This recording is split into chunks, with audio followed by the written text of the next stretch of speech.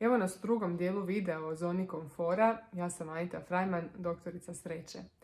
Dakle, objasnila sam već ranije što je to zona komfora i kako nas u tom učmalom načinu života drži strah. Na jednom sam seminaru čula kako je strah jedna emocija koja je zapravo omogućila opstanak ljudske vrste. I ako malo bolje promislite o tome, vidjet ćete i sami da je to istina.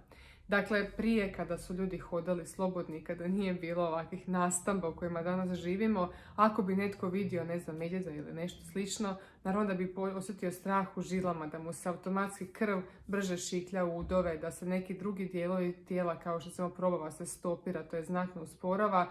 Dakle, u naše se udove zapravo stavlja sva energija i na taj način naše se tijelo sprema za bijeg. Dakle, to je onaj fight mod, odnosno bježi odavdje što te prije noge nose.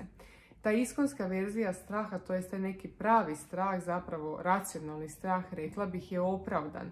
I on traje jedno kratko vrijeme i u redu je da ga osjećamo zato što nas zapravo spašava od životnih situacija, zato što nas stopira da stanemo na crveno svjetlo danas na semaforima i slično. Međutim, ono što je sa strahom problem je to što velik dio straha u današnje doba nije racionalan. Dakle, danas po većini gradova ne hodaju medvjedi i nemamo takve vrste opasnosti s kakvima su se susretali naši preci nekada davno. Ali živimo u još jednom gorem zapravo stanju, u jednom stanju kontinuiranog stresa, straha, rekla bih čak možda ponekad i frasa od života, koji je definitivno neopravdan. Odnosno, oni strahovi koje nas kao pojedince drže u zoni komfora nisu ti racionalni strahovi, stvarni, opravdani, nego su to često neracionalni, odnosno iracionalni strahovi koji nisu opravdani, koji nemaju stvarnih temelja. Jer ako ja napravim neki korak kojeg želim, što će reći peta susjeda? Ako napravim neki drugi korak, što će misliti moja najbolja prijateljica? Ako napravim to i to, što će reći moj muž ili kako će reagirati moje dijete? Ako se ošišam na kratko, kako će to imati utjecaj na moju poslovnu zajednicu i tako dalje.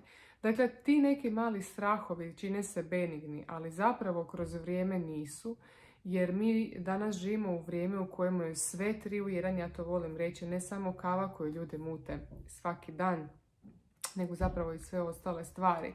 Tako da je stresa na svakom ćošku i ti mali strahovi koje potiskujemo zapravo duboko u sebe, vremenom postaju, ja bih rekla, stalni podstanari našeg uma i sve nas manje i manje zapravo potiču na akciju, na djelovanje, na život izvan zone komfora, na neke nove doživljaje, na suočavanje sa onim stvarima koje nam dolaze kao neke koje trebamo riješiti u datom tekućem trenutku. Ne samo to, takav se kronični strah u suštini pretvara u bolest, uzrokuje stres i dalje već priču znate, jer nažalost stres je danas jedna od najmodernih bolesti koja zapravo uzima poprilično maha.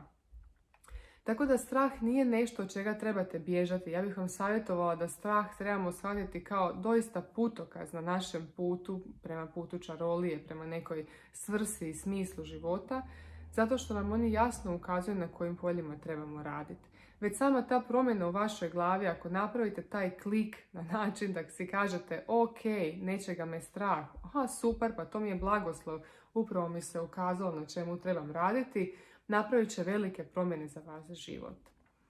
Kako biste napustili tu zonu straha koja vas drži zapravo vezano za zonu komfora i za neku prokrastinaciju i za odlaganje obveza, treba će vam jedna simpatična druga emocija koja je nešto veća na skali emocija, a zove se hrabrost.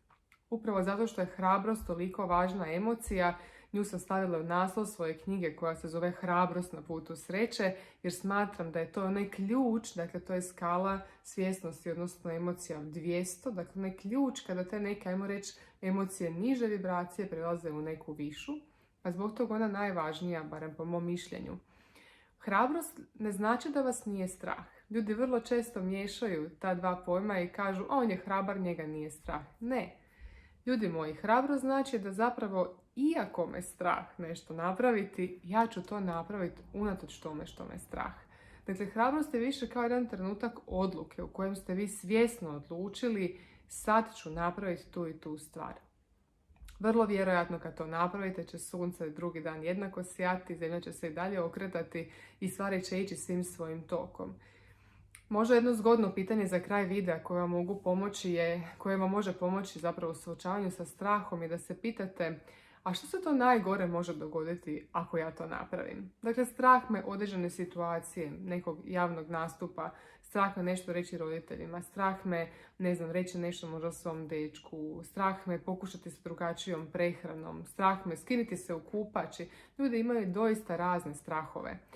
Što se najgore može dogoditi u toj nekoj situaciji ako ja napravim to što me strah? Ako skupim hrabrost i unatoč strahu ipak idem djelovati. Kada to budete osvijestili što je najgora stvar koja se vrlo vjerojatno neće dogoditi, mislim da će vam onda biti lakše, zato što će svi drugi scenariji koji su više izvjesni, a koji će se vjerojatno i dogoditi, puno manje strašni nego taj najgori scenarij koji ste zamislili. Tako da kad jednom u glavi provodite film što se najgore može dogoditi, i to i nije tako strašno, život će se nastaviti i sutra, to će vam dati jedan polet, zapravo jednu dobru energiju, jednu dobru vibru koja će vas vrlo vjerojatno gurniti naprijed. Jer stvarno je dosadno živjeti u zoni komfora, nismo rođeni zato da životarimo, nego da izvučemo maksimum iz naših života, maksimum potencijala i da živimo ovaj život koji nam je dan kao besplatan i to u zdravlju, radosti, sreći, svim onim dobrim emocijama koje nam stvarno služe na našem životnom putu. Veliki pozdrav!